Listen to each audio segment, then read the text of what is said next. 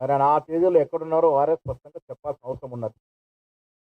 తిరుచి జై అఘోరకాళి మందిరంలో అమావాస్య నవరాత్రుల సమయంలో పూజలు చేస్తారు. శివమొగ్గలోని ఒక ఆలయంలోనూ ఇటువంటి పూజలు చేస్తారనే ప్రచారం ఉంది. సో ఈ దేవాలయాలకి వెళ్ళినట్టు సందర్భం. హరీష్ రావు గారు తిరుపతి వెళ్తే బయటకు వచ్చి ప్రెస్కి మాట్లాడతారు, కుటుంబంతో పోయినా ఎక్కడ పోయినా. ఈ దేవాలయకి వెళ్ళినప్పుడు ఎందుకు బయటకు వచ్చి మాట్లాడితే ఇక్కడ ఏం మొక్కున్నారు, ఏం పూజలు చేశారు, ఎందుకు వివరణ ఇవ్వలే. ఇప్పుడు క్షుద్ర పూజలకు పోకుంటే ఈ ఆలయాలకి ఎప్పుడు, ఎందుకు, దేనికోసం పోయారో దీని మీద వారే స్పష్టత ఇవ్వాల్సిన అవసరం ఉన్నది. నిత్యం పేపర్లు, టీవీలు, ఫేస్బుక్లు, ట్విట్టర్లు కనిపించే హరీష్ రావు ప్రతి అంశాన్ని ప్రచారానికి వినియోగించుకున్నటువంటి ఈ మనిషి ఈ దేవాలయాలకు వెళ్ళినప్పుడు ఫోటోలు ఎందుకు బయటపెట్టలే, ఫేస్బుక్ ట్విట్టర్లు ఈ ఫోటోలు ఎందుకు రాలే? నిజంగా ఇవి మంచి కోసం చేసిన పూజలు అయి ఉంటే, రాష్ట్ర ప్రజల బాగో కోసం చేసిన పూజలు అయి ఉంటే డెఫినెట్గా ఈ ప్రచారంలోకి వచ్చేవి. ఎందుకు రాలేదు? ఈ వాస్తవాన్ని బయటపెట్టాల్సిన అవసరం ఉన్నది. మనిషి అనేవాడు ఎవరైనా తన సాటి మనిషి బతుకుని మంచిని కోరుకుంటాడు. అని వీళ్ళకి ఏమేమి అధికారం 10 ఏళ్ళు అనుభవించి ఇష్టారాజ్యంగా ఈ రాష్ట్రాన్ని నడిపి ప్రజల యొక్క చేత కొట్టించుకొని అధికారం దిగిపోయిన తర్వాత అధికారం రావాలనే ఆకాంక్ష, అహం ఇవన్నీ కూడా ఇలాంటి కార్యక్రమాలకి సాగిస్తూ ఉంది. అది కోసం తన పార్టీ అధికారం రావడం కోసం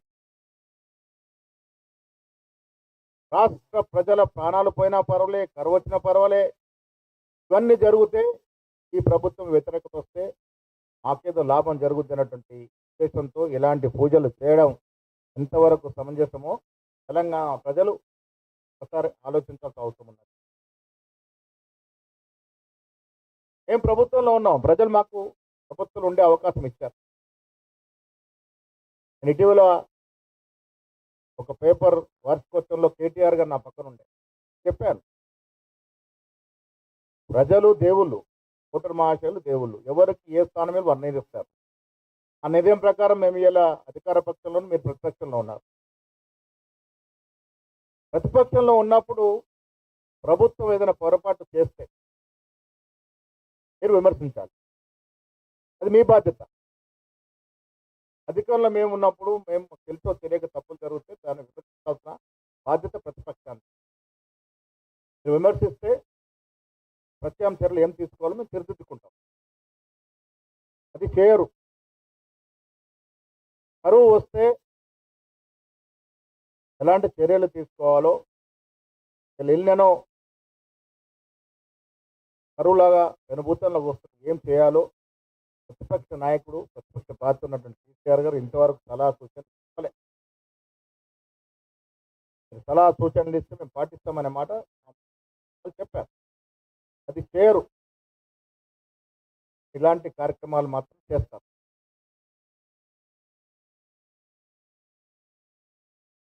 తొలి నుంచి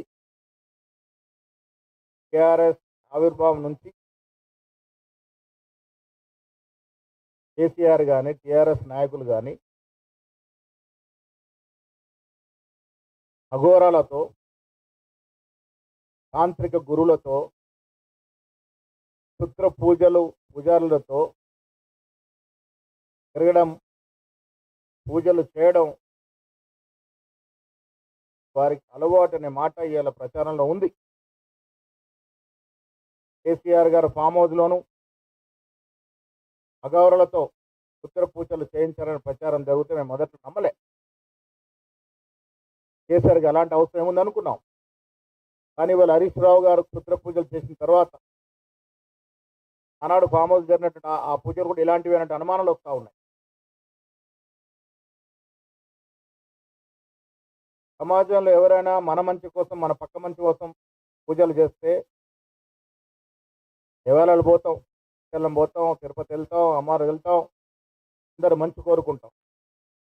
కానీ కొన్ని పూజలు ఎదుటివాడు చెడు కోరుకునే పూజలు ఉంటాయి.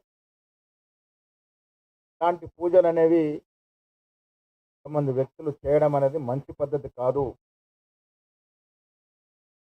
ఆధారాలు ఉన్నాయి,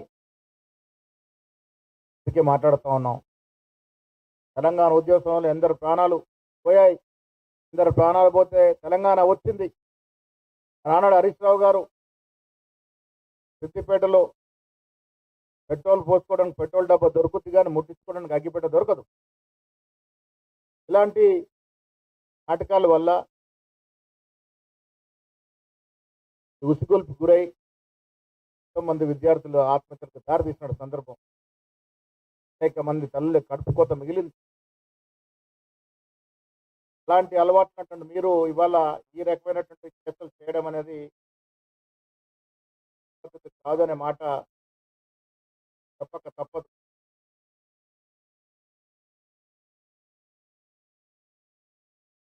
ఆ నాయకులు వాస్తవాలు బయట పెడితే లీగల్ నోటీస్ ఇచ్చారు, ఓకే, తనకు జవాబు చెప్తాం, దేనికి బెదిరేది లేదు. కానీ ఇవాళ నేను డేట్లతో సహా చెప్పిన రోజుల్లో ఇది వాస్తవం కాకుంటే హరీష్ రావు గారు ఆ తేదీలు ఎక్కడున్నారు, ఏ ప్రదేశంలో ఉన్నారు, ఎవరిని కలిశారో మీడియాకు చెప్పాల్సిన అవసరం ఉంది. ఇలా బీఆర్ఎస్ నాయకులు దాన్ని సమర్థిస్తూ ఉన్నారు. కాసోజు శ్రవణ్ గారు ముఖ్యమంత్రి గారు నేను జవాబు చెప్పాలంటా ఉన్నారు. ఎస్, నేను జవాబు చెప్పే ముందు హరీష్ రావు గారు వీటికి జవాబు ఇవ్వాల్సిన అవసరం ఉన్నది. ఆ ఫలానా తేదీలో ఆయన ఎక్కడున్నారు, ఏ పూజలు చేశారు, ఏ ప్రదేశాల్లో పూజలు చేశారు, ఏ రకంగా పూజలు చేశారు, ఎందుకోసం చేశారు, ఇవన్నీ కూడా హరీష్ రావు గారు సరైన సమాధానం చెప్తే నేను ముఖ్యమంత్రి గారు చెప్తాం. ఇవాళ రాష్ట్రంలో పరిస్థితి ఒకసారి అంచనా వేసుకోవాల్సిన అవసరం ఉంది. శాసనసభ ఎన్నికల్లో అప్పటికి ప్రజలకు కొంత పరిపూర్ణంగా విషయాలు తెలియక 39 సీట్లు ఇచ్చారు. గౌరవమైన సీట్లు ఇచ్చారు, గౌరవమైనటువంటి సంఖ్య ఇచ్చారు. ప్రతిపక్ష హోదా వచ్చింది, మనది ఎక్కడ కూడా ప్రతిపక్ష హోదాని సరైన మార్గంలో ప్రజల కోసం ఉపయోగించట్లే. లోక్సభ ఎన్నికల్లో మీరు ఫలానా పార్టీకి ఉద్దేశపూర్వకంగా మీ అస్త్రశక్తులు కొట్టి మీ వెపన్స్ అని వారికి ధారావతం చేశారు. తద్వారా మీకు ప్రజలు ముందుతున్న సీట్లు ఇచ్చారు. ఇటీవల జరిగినటువంటి 2 ఉప ఎన్నికల్లో ఓడిపోయినారు. సర్పంచ్ ఎన్నికలు, మున్సిపాలిటీ ఎన్నికలు, కార్పొరేషన్ ఎన్నికల్లో కూడా ప్రజలు మీకు సరైన బుద్ధి చెప్పారు. ఇవన్నీ జరిగిన ధర్మిలా